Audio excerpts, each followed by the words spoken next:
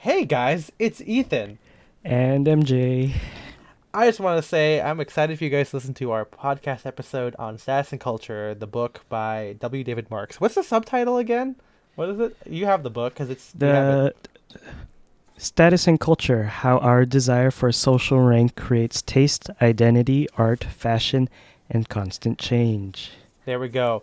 So this is a not really a review. We say that multiple times at the beginning of this, but just be forewarned, we are going to talk about a lot about the book. We're going to also kind of jump right into it. So it helps if you've read this book before, because again, this is like us reacting, like kind of like almost for MJ and Spencer, just days or hours after they finished reading this, just kind of giving their live reaction to the book. And obviously there are more important aspects about this that we kind of just latch on to. So don't expect a deep dive on this book. It's going to be definitely full of our opinions of how we use this book to frame how we think about status and culture. So just keep that in mind for this very extra long and special episode of Style and Direction. MJ, can you do me a favor? What's that? Can you play the theme music? Well, actually, you're gonna play the theme music. Oh, Take that's it right. away. Hello, baby.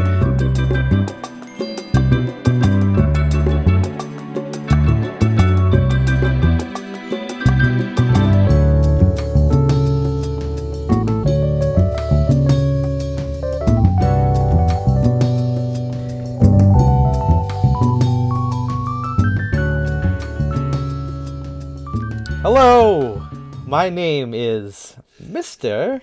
Status. Mr. Status? Yeah, Status. Status!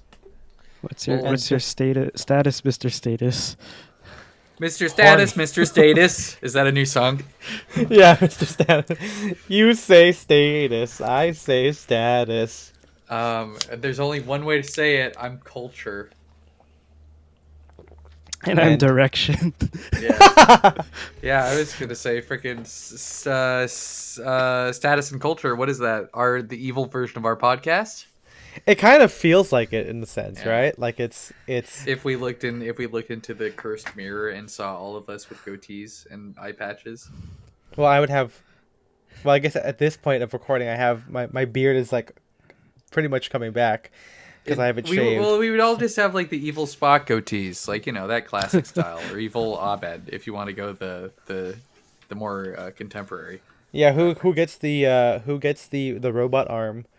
No one has a robot. No, Jeff just doesn't have an arm. That's right. A lot of stuff happened in that show. I don't get that whole like did they exist? I mean, I guess it was all in like his brain, right? Like it's just it's Abed. We're getting a movie eventually. Hey, talk about status and culture. Let's talk about how much of a cultural hit was status and Community, culture. right? How about statistics and horticulture? My two least favorite classes at Hogwarts. How about well, it wouldn't be horticulture, Spencer. That's Magical wrong. You know what? horticulture. And also No, statistics. what's the term? It's herbology. Thank you very much. Herbology. I'd like to see her mom and me. How about this? How about how about the book The Dynamics of an Asteroid? Remember that book? Yeah, I sure do And, remember that book. And you know how in the back of it there's like a code for my ledgers of evil or something, right? Like it's Oh, that's right.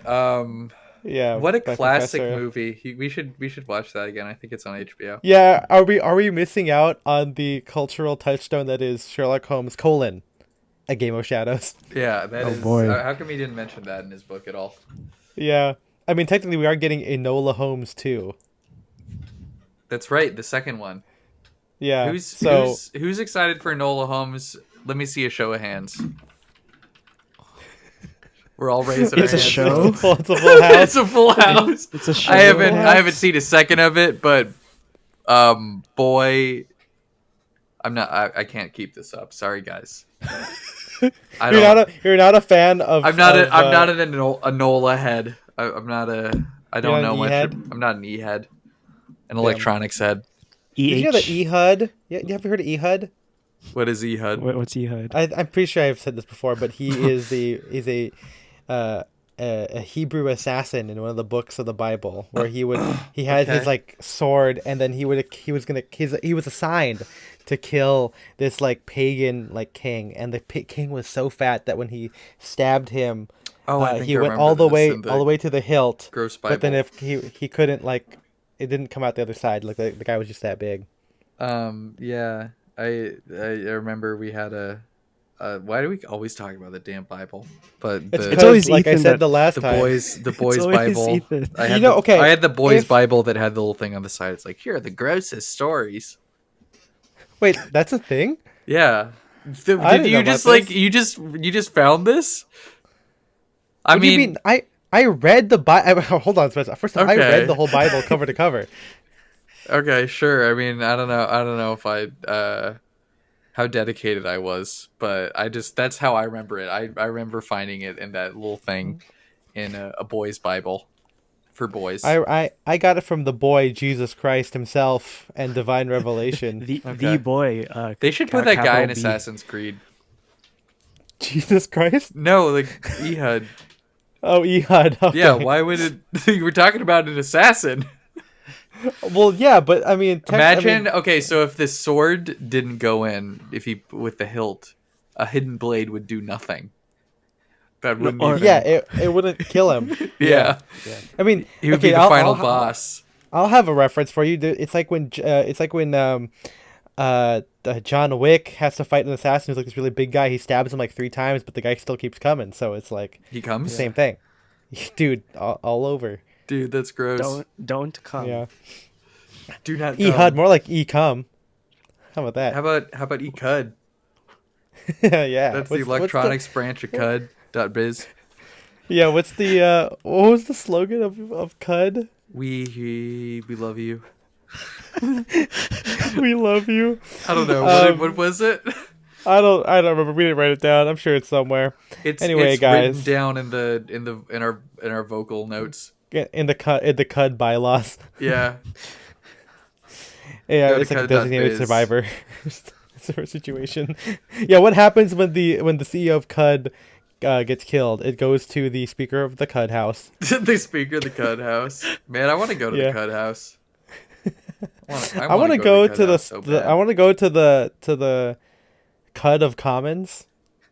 What's that? Okay. The chamber of no, that's not No, the right. What's that? the House of Commons. and the House of Lords. I can't wait for the next Ridley Scott movie to be the House of CUD. There you go. And it's I wonder- about the rise and fall of the Cud Empire. Yeah.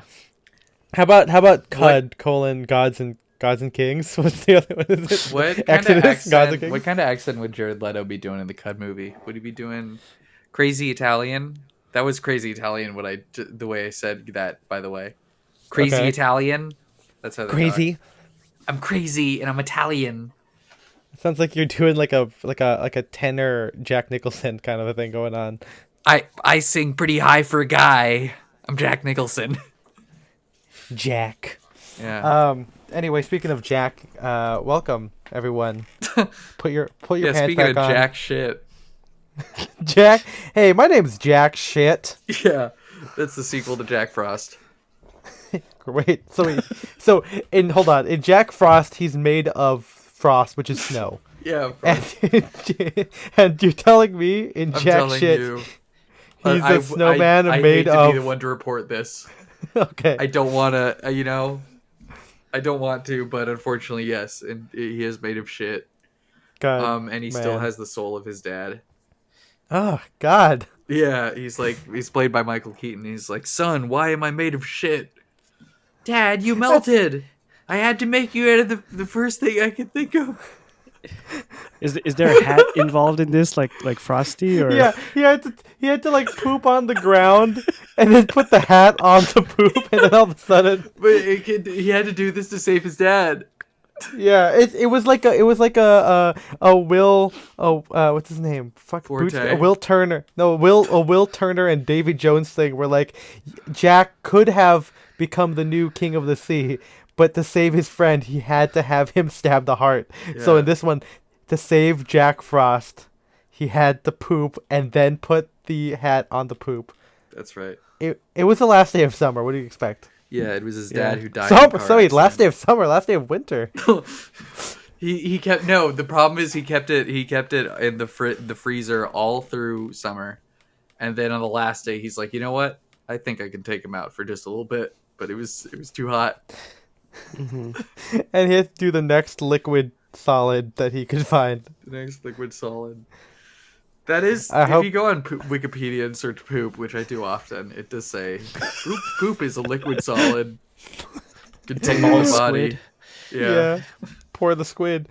Anyway, welcome to Down Direction, a men's podcast about the stuffiness. I am Ethan M. Wong, I'm Spencer DSO. And I'm MJ. and we're here to talk to you today about Status and Culture, the new That's book right. by W. David Marx. What do you think the W stands for? I think it stands for Wendell. Oliver Wendell Holmes? Is that what you thought of Yeah. it? No, there's the first W name. Oh, you thought of my cousin. Sure, yeah. How about Walker? What's up, Wendell? Like George Walker. George. Who's that? What about Bush. Walker, Texas Ranger? Okay, Yeah. that was the classic one. Today I don't think this is like a book review because I don't think I'm equipped with the faculties I don't think I'm or equipped. the students. Get it? Get this little school joke there for you. That is a school Um, joke. Yeah, SJs. I could go for an SJ. Know what I'm saying? W's? A shit for job. For Oh, Wendell? okay. I was gonna say just suck job, but that's what that sounds like to me. You know what's gonna be so funny is if he listens to this, which he's not going to. Okay. But he'd be like skipping everything. Like, when the fuck are you gonna talk about my fucking book, man? Yeah, we're And he's like, I don't know. I feel bad. We're gonna like he's talking about, some of this book is like, not to generalize, but it's like, man, how come everything's so shit nowadays? And then we spend the first like 20 minutes of the podcast talking about making Literally. snowman about poop and like. We're the worst. We're Yeah, contributing to we're the problem. The decline. Yeah. But yeah, we're talking about his new book, Status and Culture. It just came out. He also has a website called cultureghost.io, which is kind of like his Substack-ish supplement, I guess, appendix, the gallbladder, if you will, of his will. book. And it's kind of like not the hot topic, but it's been kind of required menswear reading, because as you recall, like 3 or 4 years ago when Ambitora came out, that was like the big thing that everyone was reading as well, Yeah, and it's it a had good book. it was a good book about how, as the subtitle says, how Japan saved American style. And this book kind of expands on that idea of how cultural ideas move, take hold within the mainstream, and adds on the idea of how status, which include benefits and place in society, which is basically his definition of status, and how that plays into cultural movements and how people participate in them. And so that this is it's a short book, but it's pretty hefty. It's only like 270 pages, but there's a lot of information there. And it goes into all these things. It's divided into like 5 sections or something like that. Or no, there's 10. There's 10 chapters. 10 chapters. There's like 3 or 4 parts. Yeah, one's on like status, one's on culture, the other one's on like the internet or something, right? And The money. internet. I will say that I I am the apologize if internet. I'm not. I apologize if I'm not as into it, but as my recollection is there because MJ borrowed my book and I read it before I went to New York and I haven't had it for 3 weeks. So Yeah, you gotta. Well, I have the. I don't know if there's probably no way I could share with you the nope. Kindle version I have.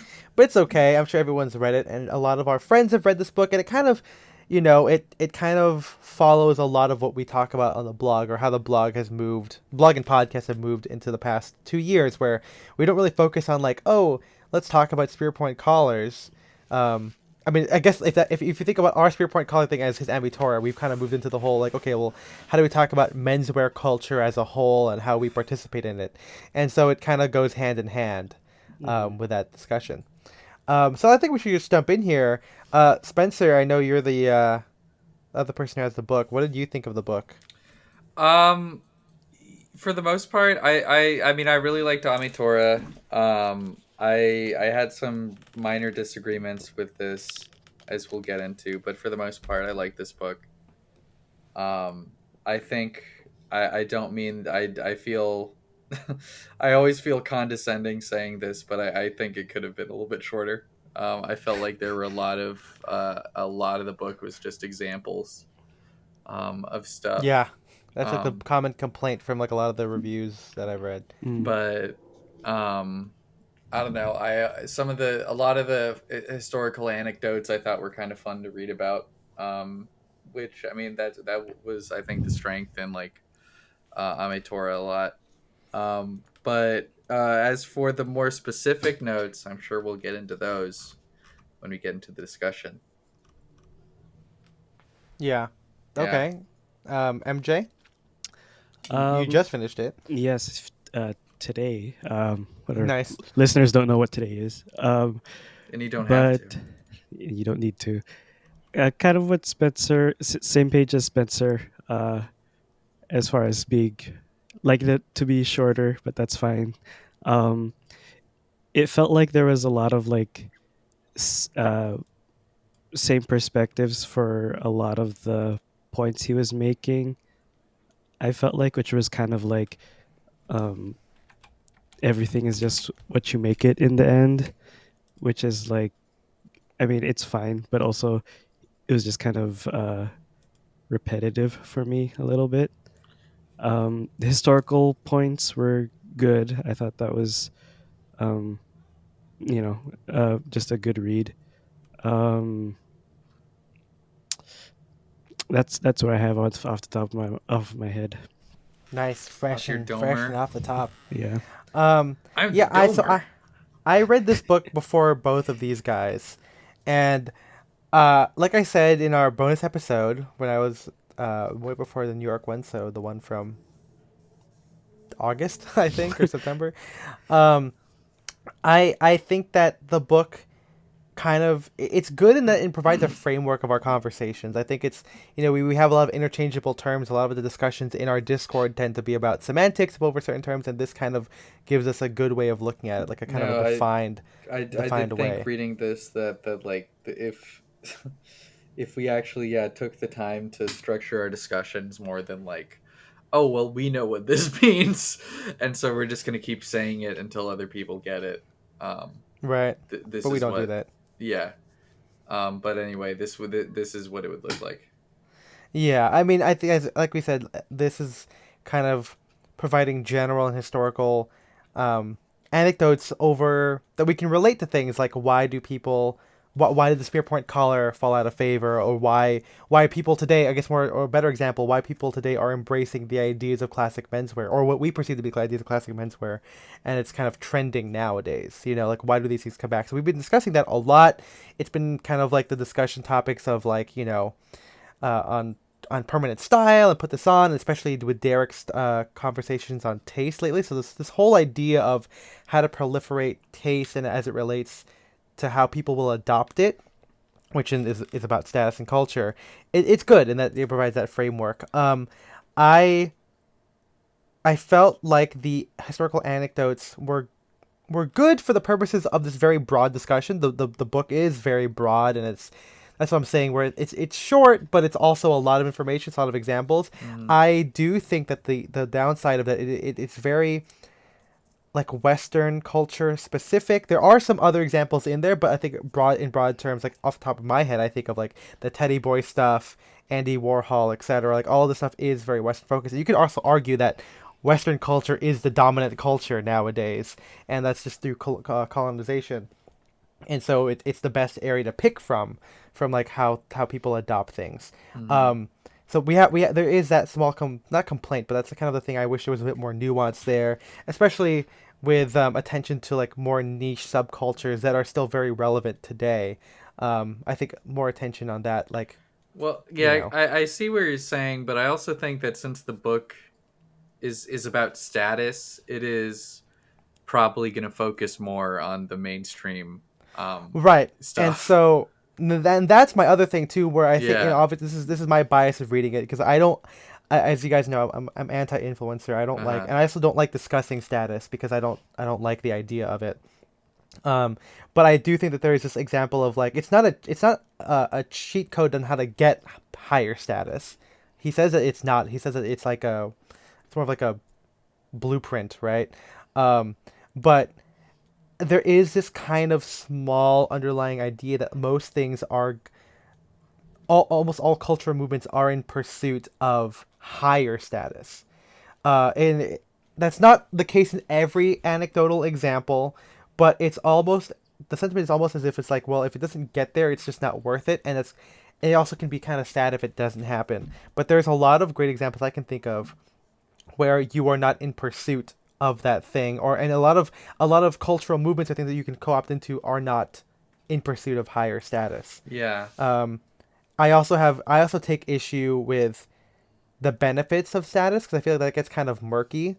I think, of course, obviously the book, as we'll later discuss too, how much it focuses on like the Well, wealth is a big discussion on new versus old money. Um, I think even today, and as much as even if we don't have to say that like not all benefits of status are material, I think that still plays into a lot of people's definitions of it and what typically has mainstream status, an appeal, right? Like things that have won the status war, that have can stand the test of time, enjoy material benefits. So it's hard to not think of those things when evaluating the status of a person or the perceived status making moves of a cultural movement. So those were my general thoughts about reading when reading this book, and especially if we're going to relate it to menswear, it does make some things a little bit iffier as well. So hold Spencer, on, were you going to say something? yeah. Well, hold on. I'm trying to find. I was trying to find the specific stuff, the passage where he talks about um the benefits of this. I'm Yeah, it's stalling the right whole now. it's Yeah. the Lassie thing where he says that Oh, there we go. It's Lassie. That's it's the search Lassie, term. yeah, where he says that Okay. you get notoriety, Yeah. you get special treatment, and I forgot what the third one was. But yeah, it's there, and it's interesting to think about because it's just, even if that's not always the case, that is how we evaluate it. And Yeah. what on the subject of status is, can you have high status without those benefits? And I feel like that's an interesting thing because I always like the idea of lower status stuff because, and he says here that lower status has free movement because people have nothing else left to lose. The Uh-huh. downside there is that it has no cultural power because there is no risk involved, right? But I definitely think that this is. I love that idea that the lower status people What I have that freedom. I mean, yeah, but wouldn't that just kind of fall under like lower or like high status within an in group, but not high status within like just the mainstream, which is something that the book talks about. Yeah, I mean, I guess so, but I mean, there's also just lower status in general, right? Like we've been talking about this whole idea of like nerds versus like untouchables, Yeah. and that's where I think of like, I mean, if you want to talk about the ability to do cultural movements, or just partake in things, like you are afforded more freedom when you are an untouchable versus you are Yeah. Well, a I nerd, think right? Like on the social hierarchy. I sent the clip in the Discord chat. I don't know if we want to watch that, but I think that this is something um, that I kind of thought about when reading the book. But I think I don't know how much David W. Marx cares about nerds, like and stuff like that. Like I was reading like on the notes here, you were talking about how like you think that like nerd culture is built on the internet and things are still cool. Anime was not cooler before, and I think that that's true. I don't think that anime was like cooler and like and in the 80s and that cooler people were into it in the 80s or anything like that. But I think I would say it's the opposite now, where it's cool to be into anime now than it was sure, before. yes, but what I think that what Marx might say, it's always weird saying Marx, like, um, Hmm. but I think what Marx would say is that cooler things now, the cool things now are not as cool things in the past were. And Sure. I think that's probably more the point of this. Right, but I mean, like, but that like, where does it go? If we're talking about how culture proliferates now, I feel like you have to talk about how cool things are now. You know, like if this whole thing, if his conceit, and this is something I was going to get into, like this whole idea that, we have like the monoculture now, which is still technically true, but that we're in some kind of like deficit, that almost feels nihilistic. I feel like it almost ignores some of the, or doesn't give due credit to some of the bigger cultural movements or interesting cultural movements that we have today. And I think it's all under the guise of like, nothing has staying power. He keeps saying that nothing today has like cachet, right? Cachet. How do you pronounce that word? Cash. And I think, I mean, my whole thing to this is, and he does say in the beginning that not everyone falls into these rules. Like not maybe everyone really follows them, but again, the implicit theme of it is like, if it doesn't have it, it's not worth doing. And it just like there's a lot of things that just don't have status making moves, and people do that all the time. Yeah. And I think and it's also, if we want to talk about like where to go with this, I think more people should do those things that don't require that don't give you status benefits. I do think that they should have taste and passion involved, but independent of if you're gonna be, famous afterward or whatever. I still think I still think that this book is kind of agreeing with you there, because again, I think that he's just saying that the same thing, the things that, like, I don't know, like I was reading that passage earlier, about the Lana Del Rey thing. let me try to find that. And I think, like I said, I think that I think was a good summary. Man, this fucking search function on this is so bad. Is a good summary of this. Esteem is not infinite. Every poptimist embrace of Lana Del Rey is some time, energy, enthusiasm, and status value denied to a lesser known creator, putting less immediately comprehensible art. Blah blah blah blah. Let me see the next thing that I thought was good, but he goes on to say, I am so good at vamping. Well, anyway, I think again, like, I think that his point is not that there's nothing good out there. I think his point is that the good stuff doesn't get as popular anymore. But I think that's, I mean, if that's the case, I still don't have an issue with that. Like, it's like, I think the issue there is because if I'm coming at this from a low status viewpoint, Yeah. it's like nothing, like, everything I liked is low status. So what's the big deal if people don't, like, what, do I feel bad? Again, like, should I feel bad? I don't want to frame this whole discussion that we do around movies, but that's like, just, I don't know. Like, the argument that you make with movies is like the reason that you'd be sad that the Marvel movies dominate the box office, is like, even if Martin Scorsese is still able to make Marvel movie, or not Marvel movies, oh god, if he's still able to make movies for like Netflix that get a limited theatrical release or whatever, or like Paul Thomas Anderson is still out there, or there's movies like Tar or something like that, like, Yeah. like there's not going to be the next Martin Scorsese. Like, there's not going to be the same artist of that caliber that sticks around for the next 50 or 60 years and like makes movies of that quality, because the movie making machine just doesn't allow for that anymore. And I don't know, that there's we'll get into it. I mean, I guess, I mean, the good thing about this is that I've always thought about this, because it's like looking at the whole thing of John Williams, right? Uh-huh. This is a good example about like status culture, where if you look at like, there just isn't a need for another John Williams. Movies don't require another John Williams, right? Just like how if we're talking about the way movies are going, You don't need a Martin Scorsese. But And like, I don't it know, like you don't need it, but don't you think the world would be like a richer place artistically if there was another person who could do like who was I the think same level of artist as like John Williams? I think there are composers like John Williams. They're just not scoring movies. Okay. And I think that's I've had to struggle with that for my whole life, because that is the number one art thing that I've had to like be a part of, right? Film score or Mm-hmm. just orchestral composition.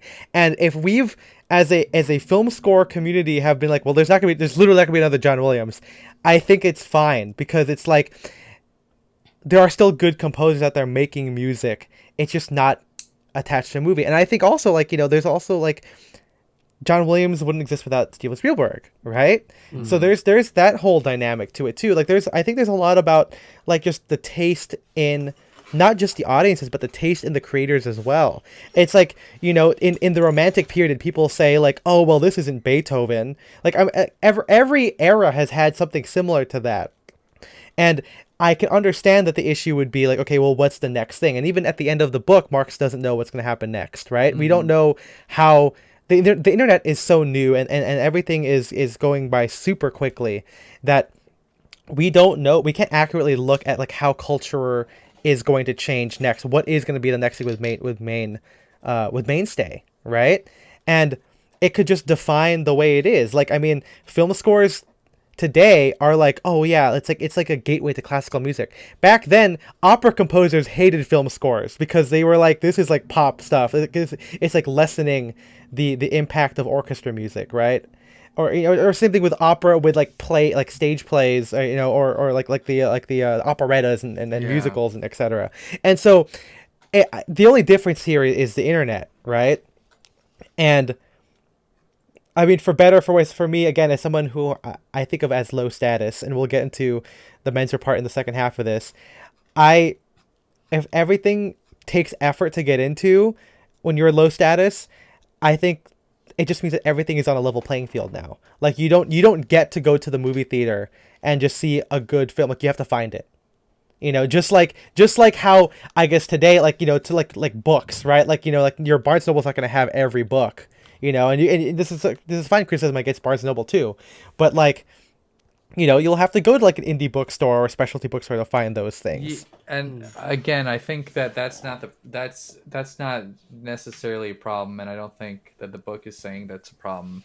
And that's also like how it's always been. Like the big box stores like Barnes and Noble have always had a limited selection, and then you would have to seek out the more interesting places.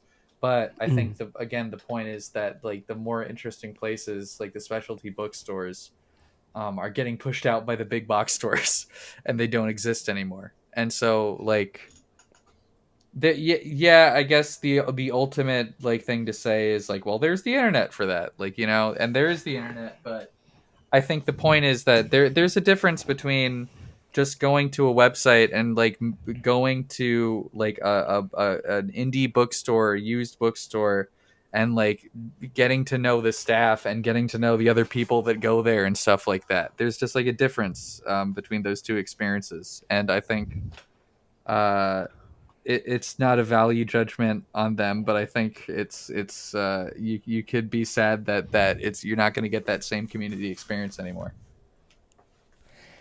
Right. I mean, it's just, I don't know. I guess as someone who's always liked really weird things, it's like it's just all these things are gone. You know what I Uh mean? huh. Like over time, I mean, I've also like never experienced that. Like other than I don't know, I think I've experienced some like community and like menswear and vintage and stuff like that. But uh, I just wish there was more stuff, more opportunities for that. And I think that is kind of I don't know. I think that is an issue that if when you spend time like reading a lot about like reading a lot about history, you do there is just kind of a decline, like a noticeable decline in things like just kind of community oriented things in this country over the last like 50 years or something, or since like the 60s or 70s, I guess. yeah, I guess the real question is like, would you get into it if you didn't have that ability, Uh huh. right? to find community. And if we're talking about this and correlating it to menswear, it's like it's interesting for other people to have relied on community to get into things, whereas you and I, at least in the beginning, did not have that to get into. Mm-hmm. Like we got into this purely because of our own taste, you know, and then the community like came afterward because we just hung out, and then we invited people to hang out. You know, I guess you could say it's similar to his whole thing about like, you know, when the current culture is not representative of your values, you create your own thing, right? Mm-hmm. Like that's where subcultures come from. And he kind of used that throughout the book, I think, as far as like I know at the beginning he mentions local status versus global status, Right. Yeah. where it was kind of like local status is, you know, in your own If you can't achieve global status, you know, you'll create local status. yeah, you know, in stuff your like own that. space or in your own like niche versus like to strangers, I guess. Like, you know, that's the best Right, way right. best way to put global status. Right. And I think, you know, despite I wish there was more specific examples of the innovation of niche cultures, or at least innovation of like movements. You know, I think again we talk about the Beatles haircut thing, but I do like how in the book he does try and the biggest distinctions come with the old versus new money stuff, you know, where it's being like conspicuous consumption and everything, where like you're trying to signal things. Like there's a whole, I mean, one of the themes of the book is that everything that you do has signals about where you are in status and where you aspire to be. Yeah. I don't think that that's the case, obviously, with most things. But, you know, I like how he says, like, sometimes the boldest acts of distinction can be imitation. Like, there's no novelty or innovation within it. Mm-hmm. And then something I like that's also similar is like when someone can't tell good instruments from a bad one, it's not taste, they just have poor judgment. Like, and I mean, I guess those are two kind of similar things, because I feel like to judge something you have to have taste. Yeah. Um, Well, yeah, and I think that's like kind of the other point that I agreed with, and it was, God damn it, I don't want to fucking lose this goddamn page, but let me find the other quote so I can get the actual thing. But yeah, he talks about a laid back amateurism that yeah. he sees in culture, and I don't know, I do think that there is kind of this like very anti-intellectual attitude that I see a lot, and we were talking a little about this before we recorded, and I managed to actually find exactly a tweet that illustrates that, where someone someone just tweeted out, I rarely think movies are bad because I watch them for fun rather than to analyze them, with like a smug emoji. And then a bunch of people just talk like the pacing was too slow, the dialogue was awkward, the cinematography was bad. Bro, it's just a pretty picture, have a good time. And I don't know, like when I see that stuff, it like makes me very sad, because I'm like, why don't Yeah. you want Mm. things to be better? Like, why don't you want Yeah. things to be good? Like, Yeah. come on. There, Like, there's a good quote here from Marx, where he says yeah. like the ideal, right, is you have to have a conscious desire to learn more after acquiring the palette. Mm-hmm. And I think that's what I think, you know, one of the things I agreed on is like, you know, if people were just educated more, like, not to be a victim blamer in terms of like culture, but I do think that if we could just have the audience be more aware of these things, and I guess if it's a really sarcastic Twitter example, I mean, being conscious of how all the stuff is bad and then Yeah. still enjoying it. I think that there's honestly merit in that, because I think MG and I, we talked about this before, we're like, we can watch a lot of movies and enjoy it, but we also know that it's bad, and we also know that that's a reflection on us because it shows where we put our value in it. I think that that's better than someone ignoring those things and then saying, I enjoy it. You know what I mean? It's just a pretty picture, yeah. It's just a pretty picture. I think that kind of reduces everything to just enjoyment, which I don't always agree with. And I think that kind of brings me to another point that I liked, where he talks about kitsch, and how kitsch stuff is like lowbrow and acceptable, and it's kitsch. the reason why kitsch will never bring you status points, which is also the reason why I don't really feel threatened by the whole Marvel thing or the whole monoculture example, is because we all kind of know that kitsch doesn't provide you more status. But and by that I mean, it's like when you say you like a Marvel movie today, even today, people still have judgment about Marvel movies. Like even if you really enjoy it, I do think that people still can be like, oh, like it's still not cinema. The other side though is that I do think that these people are trying to change it so it is that. Mm-hmm. But like the whole like Black Panther for winning like the People's Choice Oscar or something like that, which I think is like, that was the Flash entering the Speed Force. Oh, I'm sorry. Yeah. Oh no. But I think that was a really good a really good point where like I think people can still agree, because like when I wrote the article on taste, which preceded like by 6 months, that preceded Derek's article, by the way, but like I did talk about how like there's nothing wrong with a Marvel movie, but you just have to be aware that it's just not like cinema.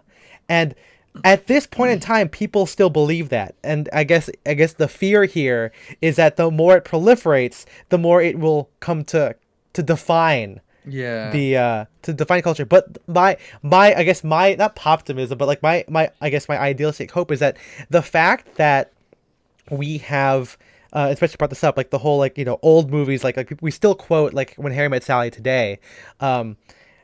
I think it's just proof that people will always have that as a frame of reference, and people will still not be able. Well, people will be able to see that the old stuff or the good stuff is still marketably different than what's coming out right now. And that to me gives me the hope that again, we're not completely lost here. Like the fact that old stuff, and maybe this is like an old money's correlation here, where he talks about like old money, the ideals of old money are still ring true today. Like the whole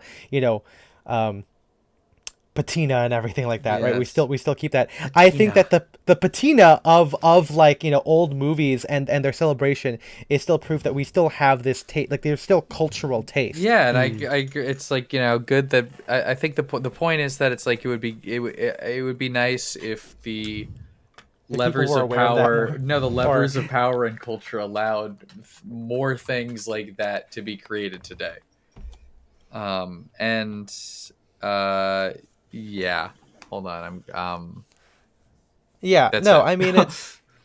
I mean, I at the end of the book, I want to get to the second half here, but like, he does say like he does have some solutions, right? Like I think one thing I really liked was reducing the effectiveness of signaling, which is something I believe in. Like I like to dilute or make people aware of all of these things to make sure that people kind of like forget about it, right? Like I think that one of the things that forced Abercrombie to change was just years and years of, unfortunately, right, like immigrants coming there and just buying the name emblazoned, like Abercrombie or Hollister or whatever, and it became a different look. That combined with the whole like,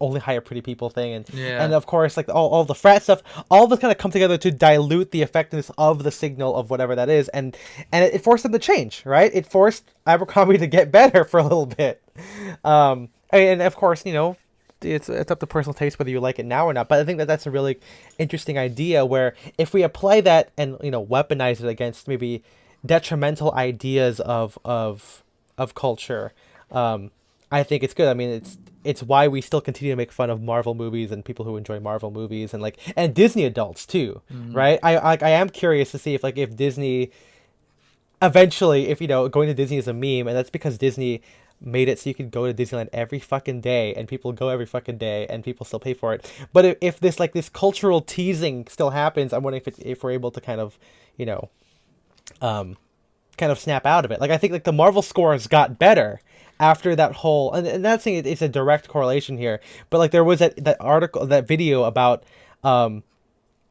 why Marvel scores sucked back then, right? And now, and at least now, I mean, the thematic narrative is all over the place, but at least they have the Avengers theme as like a rallying cry to go with, right? I think that was kind of a step in that direction. He also talks about promoting cultural creativity. I think that promoting contributions to culture, I think that's cool. I think it came a little bit late in his book, but I think that that's an important part of this, where it can't just be about why isn't this made like this anymore? You know, I think obviously it's the whole Yelp review thing, or I think word of mouth, where like, you know, a guy who has a good time at your restaurant might tell one people, but a guy who has a bad time will tell 10 people about how much this sucked, you know? And not to idealize this whole thing, but like to be able to talk about the good parts of current culture might be what people might be what inspires people, you know? I think that, like, you know, it sounds cheesy, but like watching like Wes Anderson, watching like Tar and being like, okay, well, this is a really good example.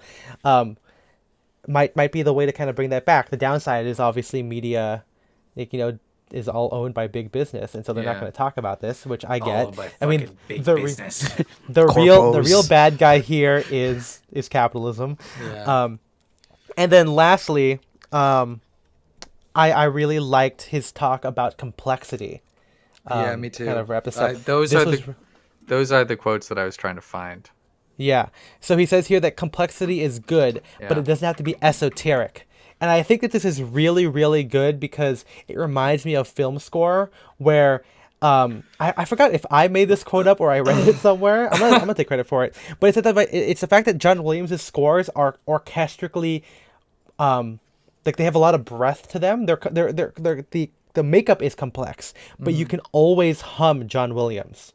And so I think the idea there is like there's something to latch onto. There's something recognizable you can feel, but it's not as like simple as like Hans Zimmer's like 2-note Batman theme, right? Like there is something deeper in there. And I really agree there, and I think because it's like I think, you know, as a movie guy, I think I can say the same thing from a movie point. Like, you know, we were talking about Jaws earlier. Yes, great example. And I think that that right there, it's like that's not a complex movie, that's not an art movie or whatever, but it is still like a like one of the, like that, and like, you know, there's other things like Singing in the Rain or whatever, like that are very simple, that are just like perfect right movies. There's not like it's not like a gimmick kind of, right? Like there is a heart to the story, and I guess. I'm into that. I'm into movies, but like I'm into like film or whatever, but for the most part the movies that I watch are not like really hard to get into, like foreign films or art films or whatever. I just like classic Hollywood, I guess. And that was just a period of just very competent mainstream filmmaking, and obviously there were a lot of stinkers that were made back then, and Reefer Madness. And there's a lot of it has the benefit of just time and just like being like, okay, well, now we remember these good movies, but as we were talking about before, I think you can also just say there's a difference in the people that are in charge of art now. Where now it was always about the money, but now it's even less about the art. Where before, for example, studio heads would be crazy, like money freaks, like all Mr. Krabs or whatever, just a bunch of human Mr. Krabs, Mr. Human, I would call them. But they still loved movies or whatever. They cared about movies and wanted to make good movies and like win Best Picture and stuff like that. Where now it's just all like algorithms deciding what would be the best return on investment or whatever. I mean my response is always with film score, where like, there's a lot of stinker orchestral scores, but at least, I mean, to give them credit, they were more orchestral than what is coming out right now. And, you know, I'm sorry if it's not as badass as Black Adam score by Lauren Balfe, but hey, I still enjoy the Inspector Gadget score by John Debney. It's just more fun and more interesting than like fucking like electric guitar laid on top of orchestra with brass to be like, this is Black Adam with like epic Latin choir, you know, whatever. So I get it. I understand with a lot of this stuff. I just really quick, can we post on the Instagram? Can we take the photo of The Rock in the recording studio with Lauren Balfe? Is that a thing? Yeah, let me find that. But he looks huge. It's great. Is Lauren small? I guess Lauren's like I don't know, but The Rock is huge. Not an Asian guy.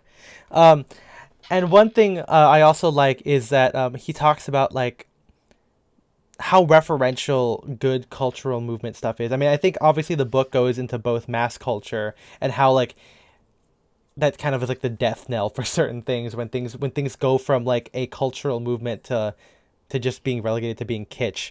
Mm. Um, but there is I like the idea that he makes this about art where yeah, like abstract art, a kid could paint it, but a kid wouldn't be able to do it in reference to older art or as a commentary Mm-hmm. on older art. And I think that was a very great point in defense of abstract art, which I personally enjoy. Yeah. Like that's always the thing here where like yeah, I think Hans Zimmer is the best of them because Hans Zimmer is technically a commentary on John Williams, where things are like dumbed down and simpler and more epic. But I think that modern composers like afterward are just doing it in imitation of Hans Zimmer as opposed to being an actual commentary, which is why I kind of like Atticus Ross and Trent Reznor at least when they did Social Network and not what they do now. Um, but yeah, this idea that complexity is a skillful manipulation of higher order symbols, and I think personally lower symbols too. It's just that it's being used in surprising and new ways. Again, Yeah. to celebrate this idea of complexity and innovation, I think is something I wish that we spent more time on, and with specific examples of like innovation as opposed to just like status making moves. Because I don't believe, especially if we're going to use this to go on a micro level and talk about niche subcultures, it's important to evaluate how innovative and how that kind of creativity is able to take hold of a group and not just to be like, oh, we're just or we're gonna be like the Beatles. I think there's a difference between like the Beatles and like I don't know, like something a bit more obviously a bit more niche. Uh-huh.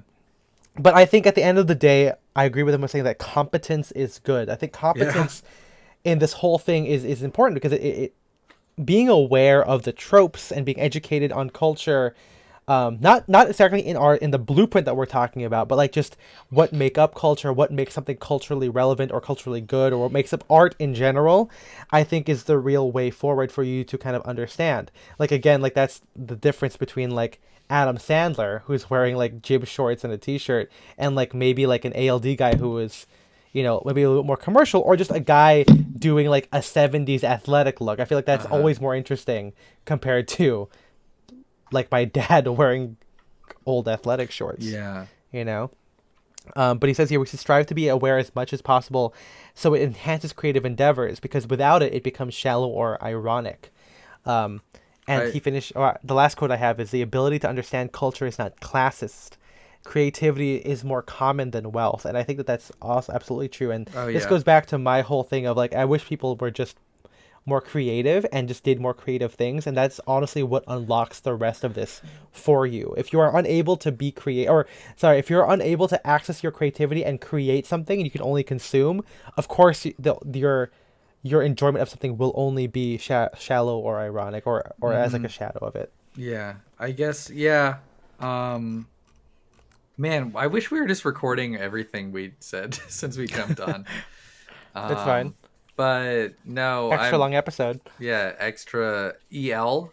Lee, That's Lee, me. Lee. Ellie. Yeah. Hey, speaking of status and culture, how about The Last of Us? Talk about talk about fucking a good game. Isn't there Um, a sex scene in that game? I don't know. There could be if you download Yeah. some mods, probably. You're playing The the wrong mod's game. called Pornhub.com. Pornhub.biz. Um, Pornhub.com. Yeah, go ahead. yeah, no, but no, I like those quotes. I think this is I I have just been having some discussions with people I know that that teach, and an issue that they've noticed, and that I mean I think that the American school system just doesn't teach people to like really think critically or deeply about anything. Well, um yeah. and so I think most people just don't really have that skill, which unfortunately a lot of like art kind of requires. Like if you want to like really like appreciate or understand um like a complex movie or a novel or something or work of art. I think you have to have that ability to think critically, which again, through no fault of their own, I think of a lot of people don't really have a whole lot of experience in, because you don't necessarily need that skill to get through the day. So, Right. There's no status making yeah, but benefits but to participating in such a thing. but yeah, I just think that, like, the way that history, and this is, I'm not trying to sound like a fucking ranting old man, the 60 minutes thing or whatever, the guy that did that, something Rooney, um Andy Rooney, yes. I don't know. Yeah. But no, I don't know. When I think back on like history classes and like English classes I took, where I did listen, I had some like good history classes and English classes, but still so much of it was just like, what happened in this book? Like, what are the like narrative events of this book? Like, and not really doing any, like, any deeper readings of anything. But maybe that's just an indictment of my personal education, rather, and I'm making it a systemic issue. I mean, here's the But, thing too, right? I mean, yeah. if you want to compare this to my Christian education, and then maybe this is our the reason why we pay attention to this stuff, and maybe why we perceive it as a necessary force in our own cultural navigation, is because we don't Christianity rejects rejects most culture. Honestly, it rejects mainstream culture and it rejects niche culture because you also don't want to be too weird either. And I feel like that kind of makes this particularly important, I guess, for me, and why I'm not I have no issue with the work that you have to put into it, because I feel like if I didn't go to a Christian school, and I went to public school, I don't think I would have had this discernment of taste. I feel like I might have been mid, like I would have been a regular guy, because I feel like I wouldn't have this need to kind of stand out, or at least to make myself find something that makes me passionate about. I feel like there's something in me that's hardwired to be obnoxious in the way that I am, where I think that if I was born, like, if I was born like 50 years earlier or something, I would still. I don't think I don't think I would ever be just like a mainstream, like, like I'm gonna be into like the top 40 kind of guy. I think that's just how my brain works. Do you guys also think? I'm getting away from the book a little bit here, but do you Yeah. guys think also you picked that up from your parents? Because I don't think so. Well, maybe for I did.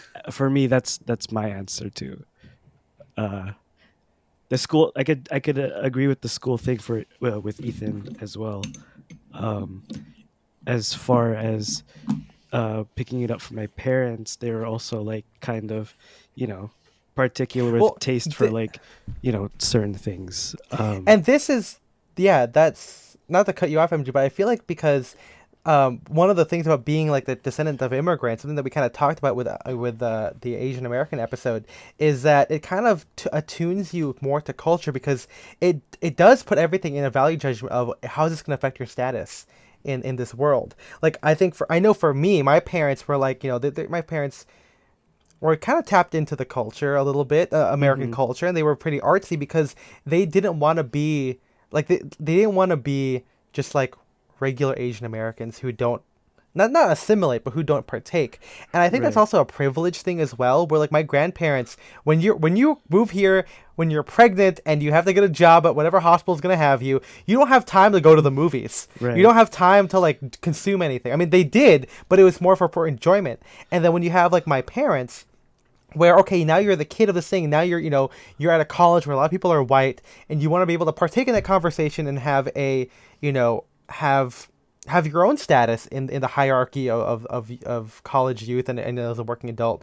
You do need to have things that have cachet. Did I keep saying- Cachet. Cachet. Yeah, It is cachet. Okay. I'm thinking of cache, like a cache of weapons. That's why I'm like getting thinking of confused again. cash, like money, Yeah. like green. Money But on I my think when it mind. comes to stuff like that, it does, that's why my parents were like, they wanted to be into opera, they wanted to travel, because not only is it something that my grandparents didn't do, but my grandparents just didn't have the need, and their status was defined by just their monetary security. Yeah. Mm-hmm. And then now my parents have, okay, well, I don't want to be just a regular person. I mean, and you literally are battling two different cultural Yeah. value propositions, because obviously in Asian American cultures, like even today, like you talk to like people from like Taiwan or whatever, like it's very, money driven. That's why there's a whole, like, like the whole new money thing with conspicuous consumption happens a lot with like international students, because like you have that, but then you have that less when you have like the descendants of those people, and then when you have people like me, where it's like, generation 1.2, because technically I was born here, my parents weren't, so they weren't, they're not generation 2, they are the first generation to come over here. I have to navigate this as well, of like, okay, being aware of both of their fights, conflicts with status, and trying to find out where I fit into this whole thing.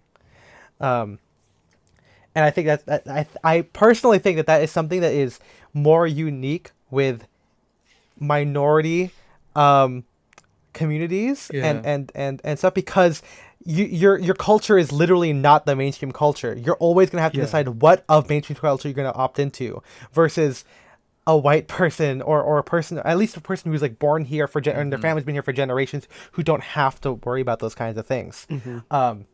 Slightly off topic, but this, I do think, if we're talking about the leeway you are afforded within your status hierarchies and everything, I personally think like white people are able to be anyone that they wanted, as opposed to immigrant or minority cultures where being that kind of archetype is more difficult, right? Like I think some of them kind of adopt it and become a part of the culture. Like I think in LA there's a really big skating culture with the Latino community, right?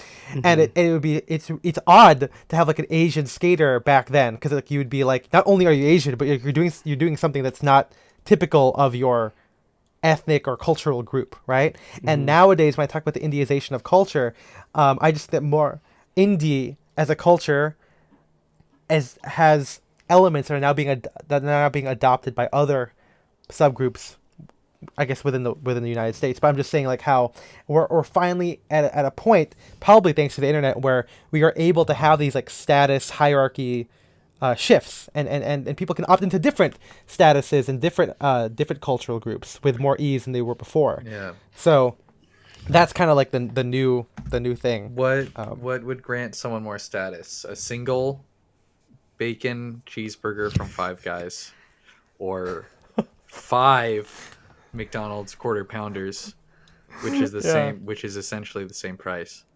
Right. If you saw a guy sitting by himself at a lunch table and he had one Five Guys burger or 5 McDonald's hamburgers, who is the higher status person?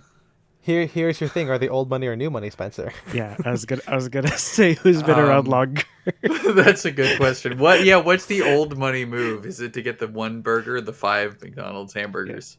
I think it's the 5 ones, because then you take one home to eat later, because you don't need it, right? You don't need all of it. And if we're staying with the old money new money parallel, I would say the quarter pounder is more culturally impactful than the 5 Guys bacon. That's right. Why? That's my big issue, is he didn't talk enough about he didn't talk enough about hamburgers in this one. Right. Yeah, too many dogs. Something I liked his observation that I don't know. I just thought the rarities versus novelties thing. Again, that was just kind of an observation that I've like, oh hey, that's just something that I've seen that I have never just been able to put into words before. But that was a lot of this book for me. Just like I don't know. I'm hopefully not going to be embarrassed when this episode comes out and sound like a freaking joker talking about how everyone in the damn world is a sheep. But I think a lot of this book. My shepherd. Yeah, I'm just like that guy who was friends with Lenin and another guy who was that mustache guy at the end. Do you know his name? Yeah. And your name?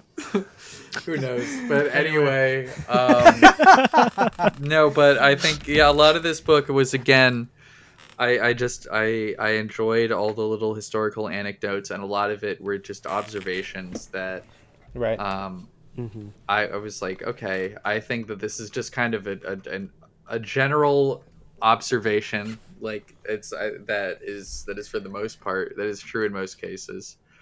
Um, that I've just never Yeah. been able to put into words. Like again, all this stuff about like obviously, yeah, like status has material benefits.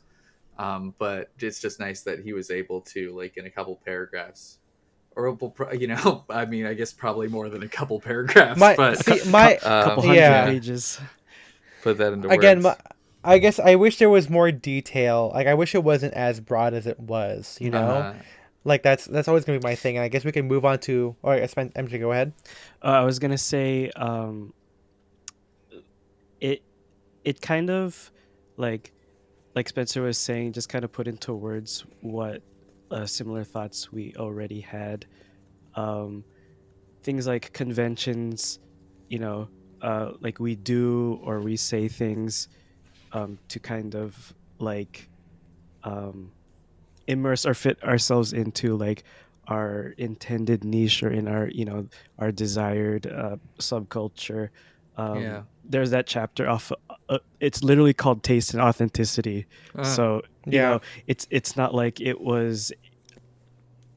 it's not like any of the information was necessarily new, or the concepts, uh, I mean, um Yeah. it was more of a just kind of like explaining why we think that way or how we think a certain way, um, which is good, um, uh, to Yeah. I I liked I liked to see that there. part as well. the thing that Hmm. I thought was interesting, which reminded me of stuff that we talked about as well, was the when he talks about like how there are no fads or trends that don't have names.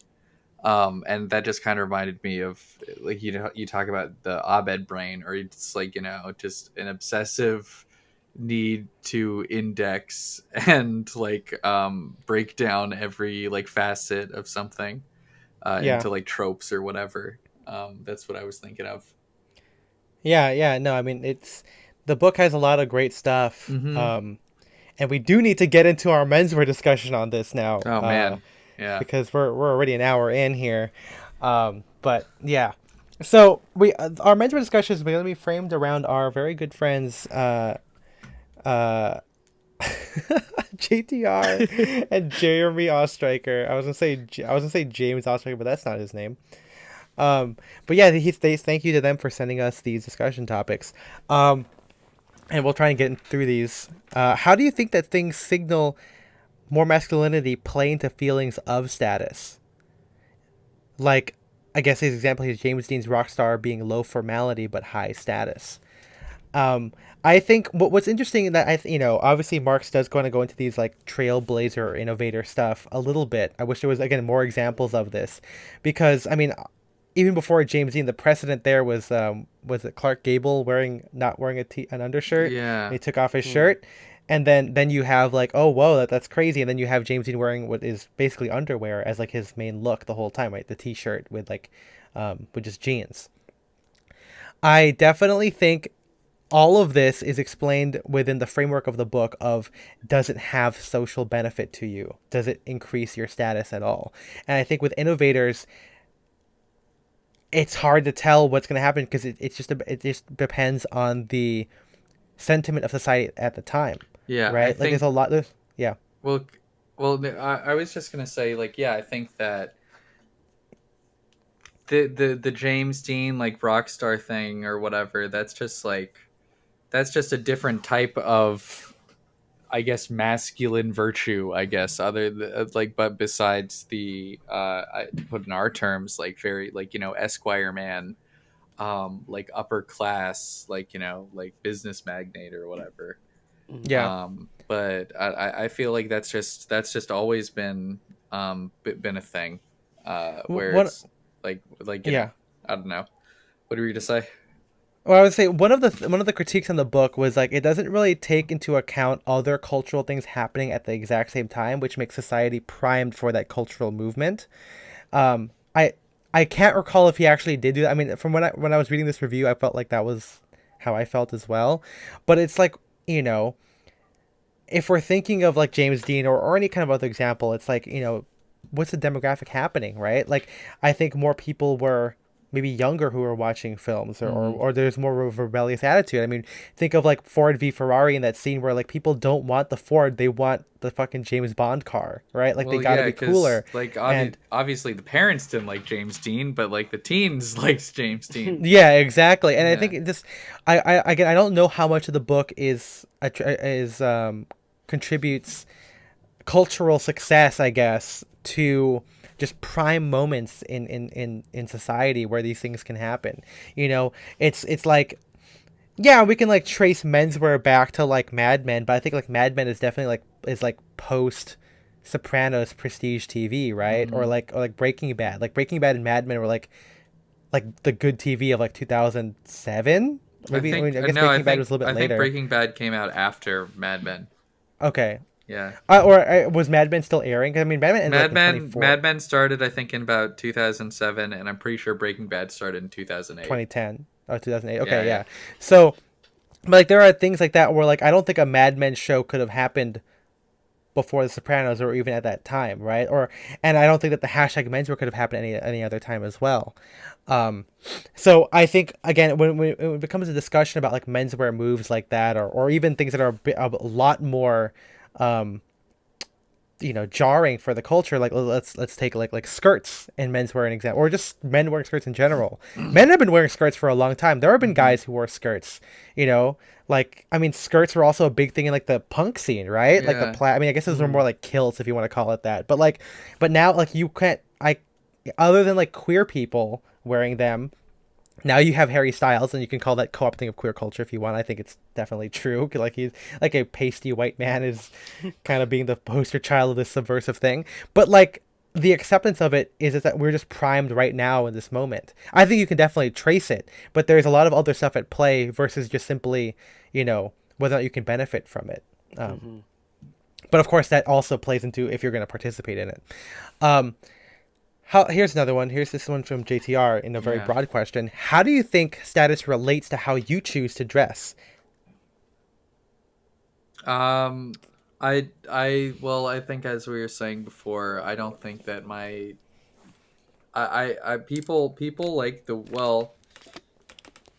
people when they see me, generally, the perception they get of me is the fancy guy or well dressed guy or whatever, or at least guy that cares about clothes.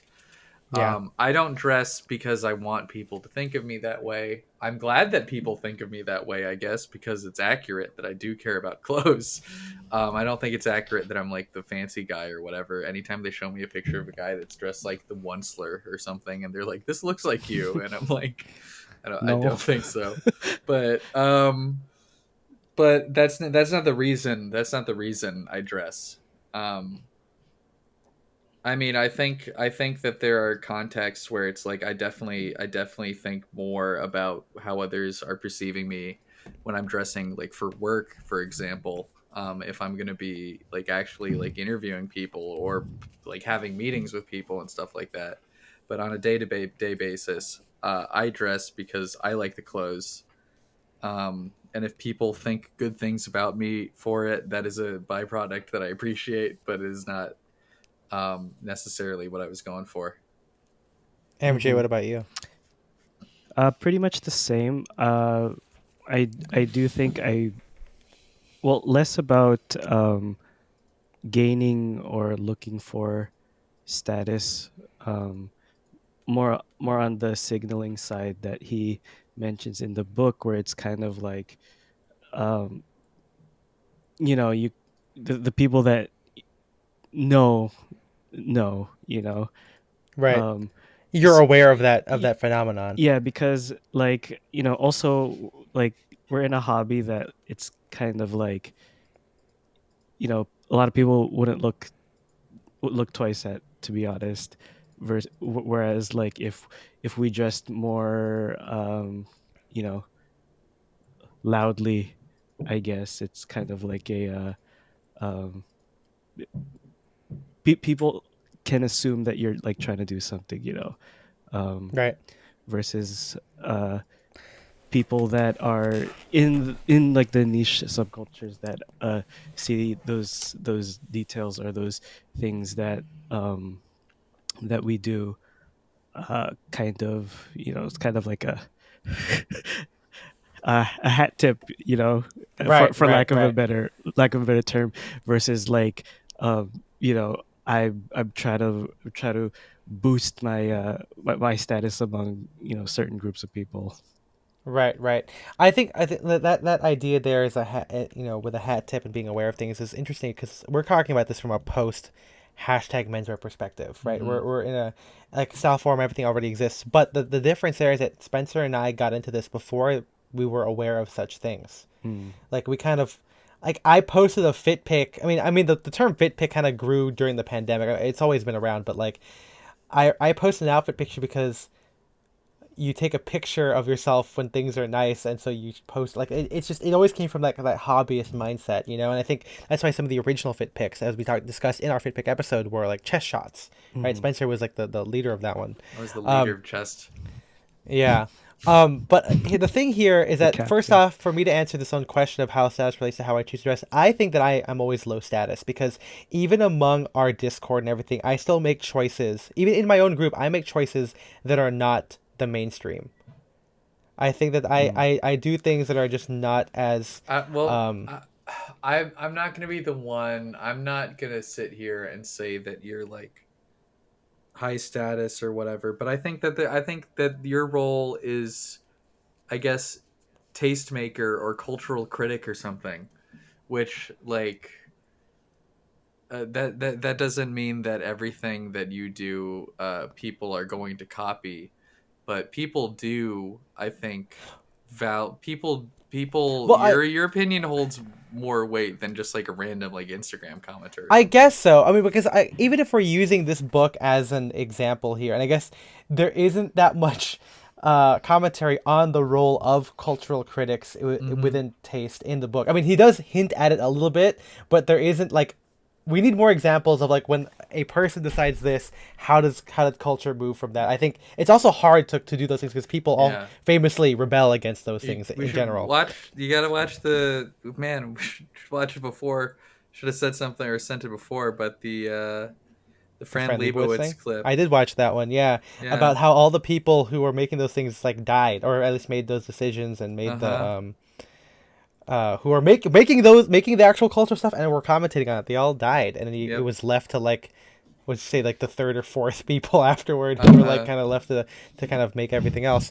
But yeah, I guess. Well, to my point here is that when I'm reading the book and we're trying to define, you know, the benefits of high status or what happens when you do something in pursuit of status, I still don't feel like I have got any of those things. So it's hard for me to think about like, oh, well, I'm dressing to elevate my status Mm-hmm. Mm. because I think how I dress, not that it defies status, but it makes it's a weird if you're aware of it, it's a weird decision to do the things that I do. Yeah. And I'm specifically referring to what I believe is like my actual, like not my actual style, but like my everyday style, which is tailoring. Even among tailoring people, I still make decisions that they would not do. Mm. Not that it's like crazy, but they just wouldn't like they wouldn't do that thing, you know. Um, and so like that's how I've always seen how I dress, and it's also because like I have like the weirdest context compared to MJ and Spencer. I see less people than they do, and there is none of this, there is no signaling there. I don't really have coworkers, and the fact that I've also been doing this maybe slightly before Spencer did, but also I was older, also plays into the fact of like I've already been weird for a longer amount of time, where I don't really value the perception of other people because it doesn't really play into me. And especially now, Mm. I don't enjoy anything traditional from myself. Like you don't see us making a collaboration with anybody, you know? Like it just doesn't happen anymore. Um, and if we're answering who I want status from, I mean, I don't really need. I mean, depends on like if it's kudos or not. Like, I mean, I guess if you want people to say give you a thumbs up, then yeah, sure. I mean, it'd be great to get that. And if we're thinking about that specifically, I love it when a regular person, a person who is not in my own subculture, can appreciate what I'm up to. It's Mhm. it's like if I it's like when I write music, I don't write great film score, because I don't, because I'm bad. But I don't write music. Well, I guess I don't write music for anyone because I listen to it for myself. So first of all, that's the biggest thing. I get dressed and I make music to look at myself in the mirror and listen to myself and go, "Good job, Ethan, you're doing it." So it's myself.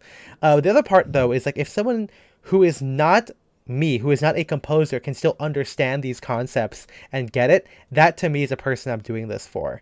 I don't know exactly what culture, what subculture that is, or how to translate that to status, but I think it's like it's nice when like if MJ or Spencer could be like, oh yeah, there's the you should be dancing theme. Like when you're able to get that idea from my Warzone piece, it's like, oh, I'm doing my job here where I'm making something that can transcend subcultures. Yeah, You know? I get like when someone I know was at a museum and they sent a picture of like a soldier in World War II wearing big khakis and a chambray shirt and said, "Look, it's you."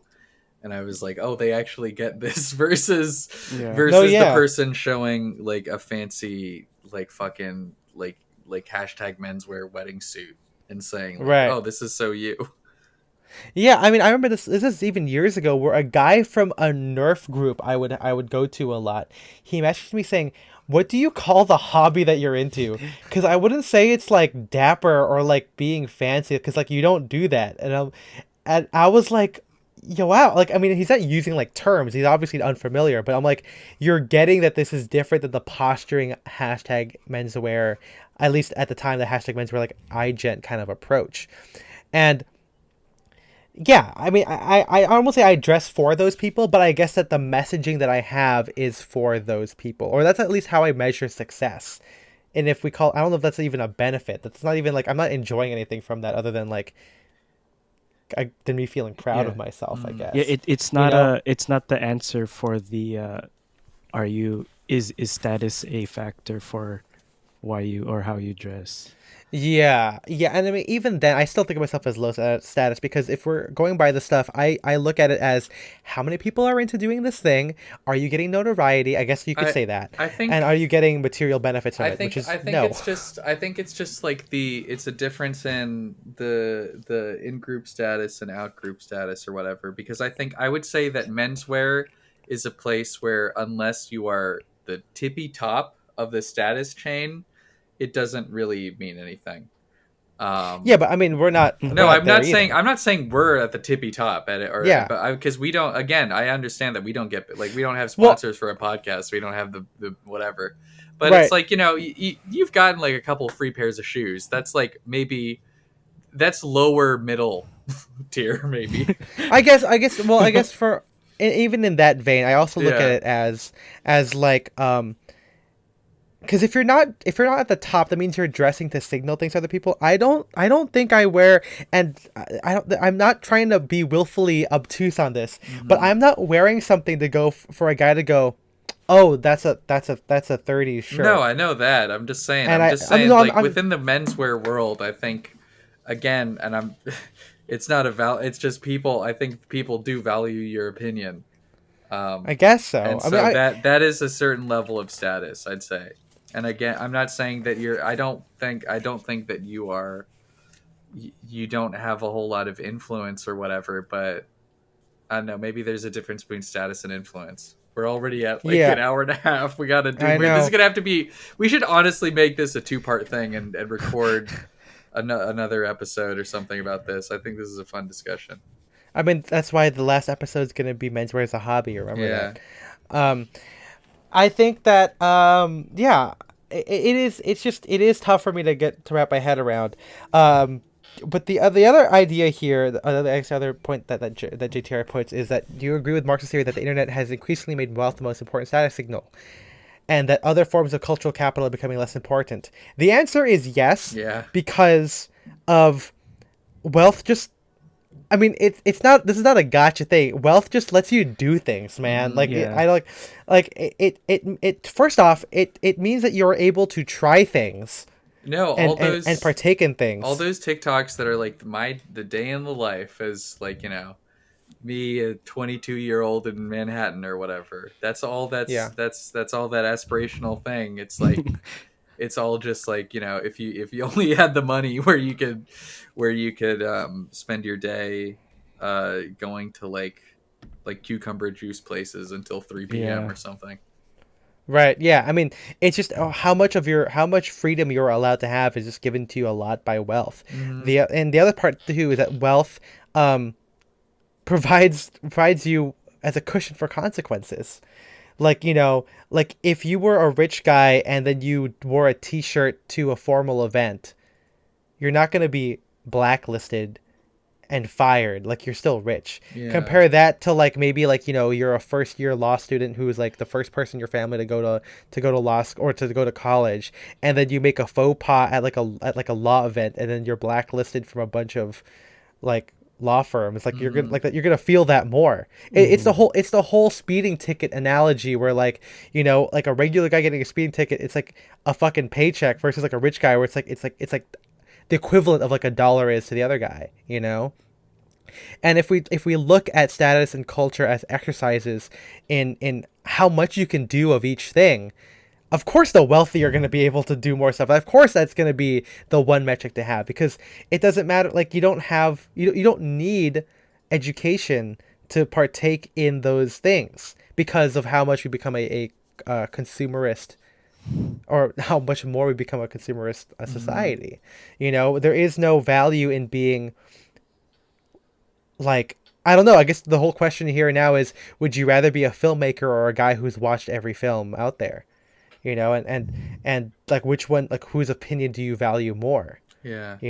And the answer is, if you're gonna watch all the films and be there, like, you're gonna be rich, right? Like, you got to be able to do those things. If And I you guess you got watch to be every it. movie, you're gonna be the And I richest guy guess there is. you have to be you have to have some like wealth to like go to school and everything. Yeah. But I'm just Well, saying that, like, I think yeah, that's another issue, and again, we're already running a little bit long. But I think the other issue that is that like it's becoming more difficult to break into just to pursue art unless you're unless you're born wealthy. yes, And absolutely. the people that are born wealthy, I think fundamentally have just different brains than everybody else. Yeah, they Um, just, if you, I mean, the whole idea of risk, that's something that I guess that I wish that the book talked more about. Like, mhm. that idea that you're gonna lose something is is more is a good motivator for a lot of decisions here.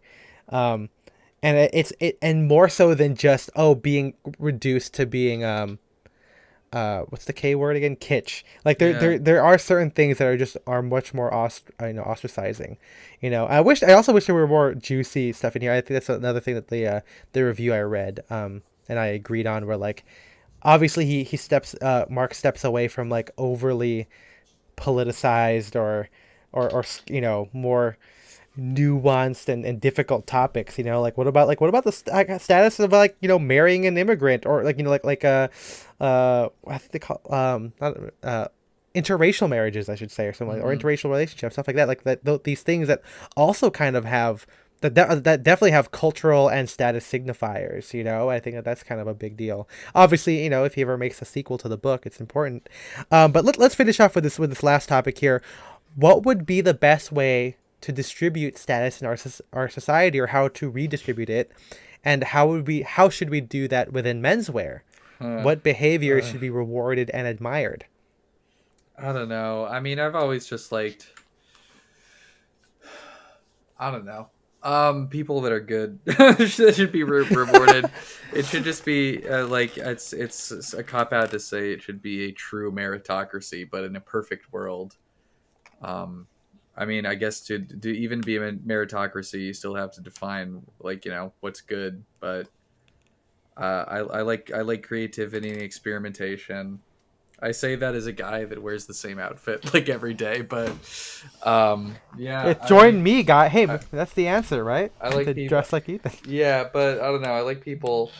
Well, I think it's like I like when someone is able to experiment and try something new and try something like novel. But I also like when someone can really hone in and try to perfect like one thing, I guess. I also kind of admired that. I think, well, honestly, as I've always said with fashion, like I don't like. I think the most important thing is that you have your own personal like point of view, and that you have something that you're trying to say with your outfit, and that it's not just wearing something that you saw on a mannequin or whatever. But that there's you're expressing something personal with it. Yeah, MJ.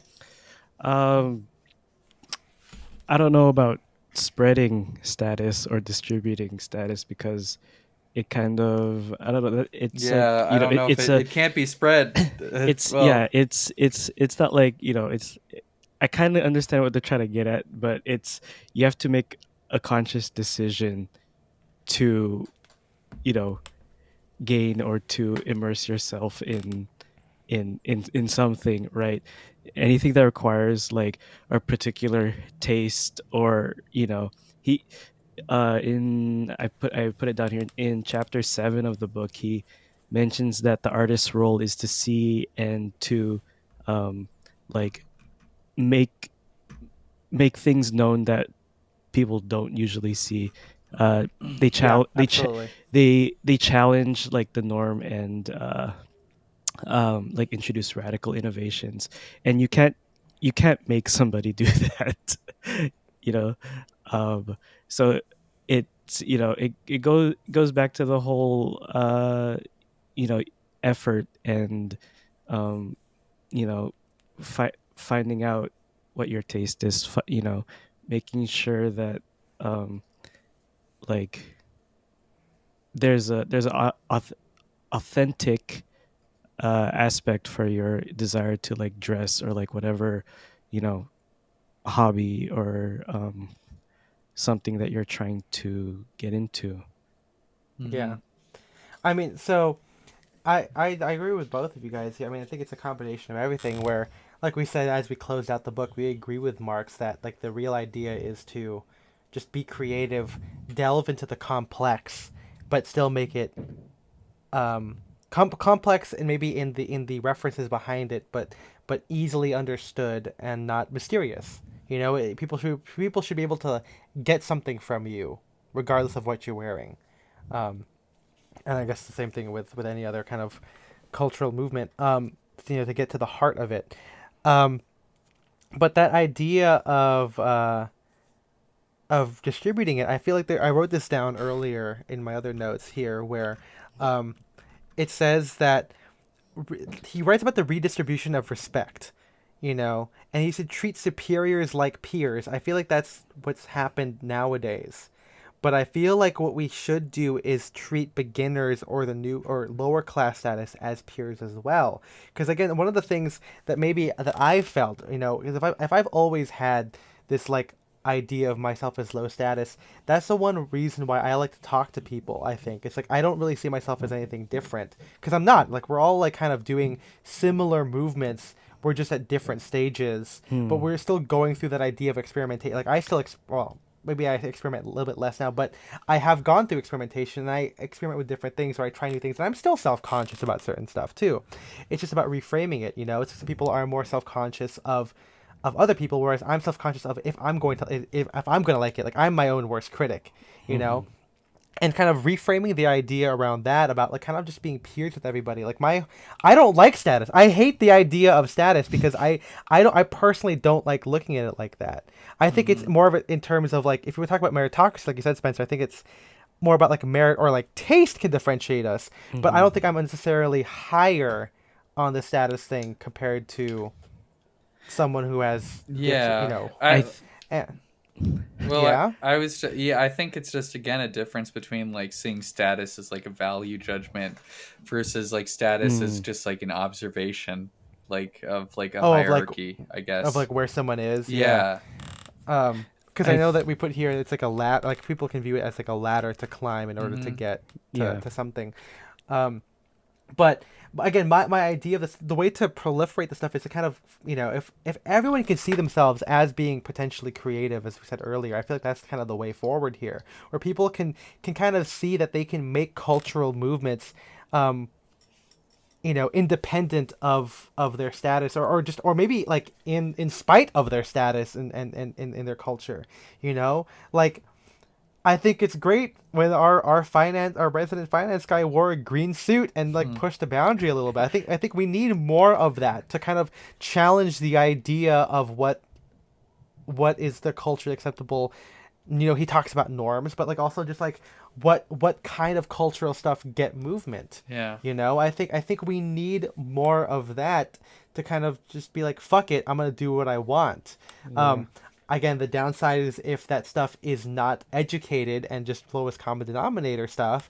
But I think that it goes hand in hand with the ideas of complexity and creativity that we said before. Like if you can have that and have the confidence to do whatever you want, kind of like how me and Spencer did, I think that's it. Like I would have hoped that, not to say that our podcast is influential or that all that special, but it's my hope that we did it because we were primed to do it. But if we didn't do it, anyone else could have done this. Mm-hmm.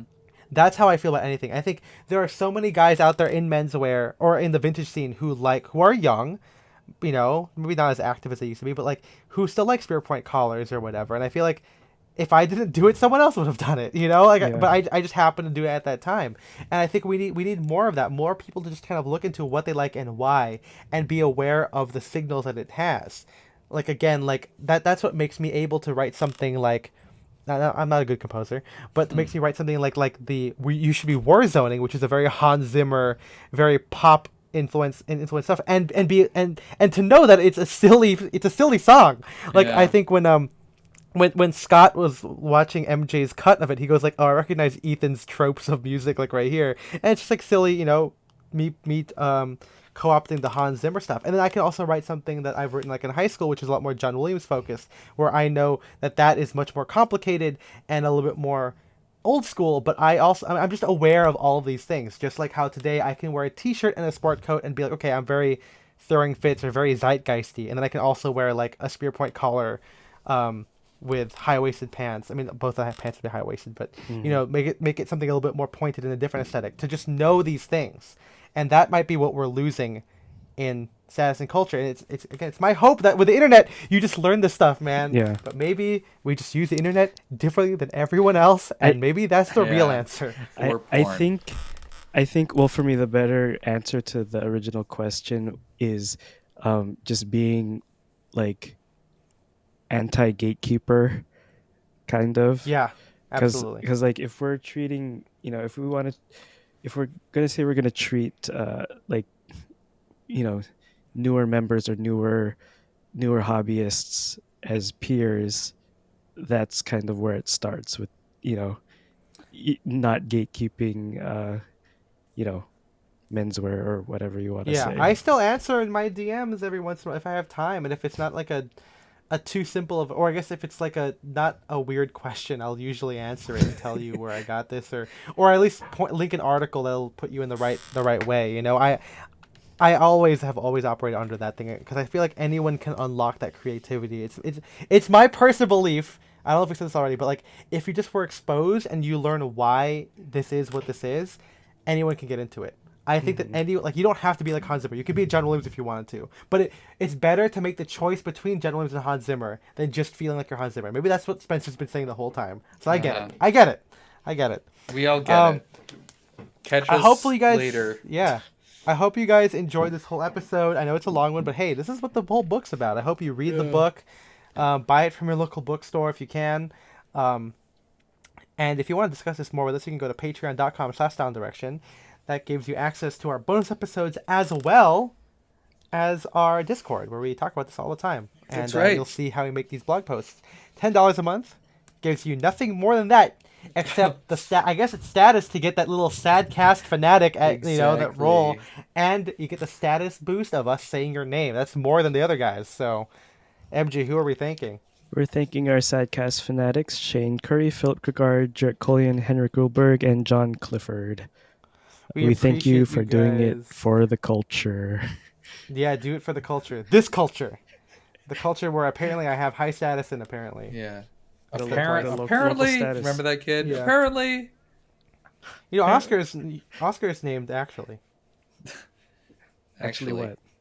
Actually, you're speculating there. I always say that, but I don't know if anyone remembers that bit longer than I do, as long as I do. Gotta get the We DVDs. hopefully again. Oh, and thank you to Jeremy and JTR for sending in those questions. Hopefully, this is everything you ever wanted and more, because it's long, baby. We'll see you guys in the next one. Bye bye. Bye bye. Bye-bye.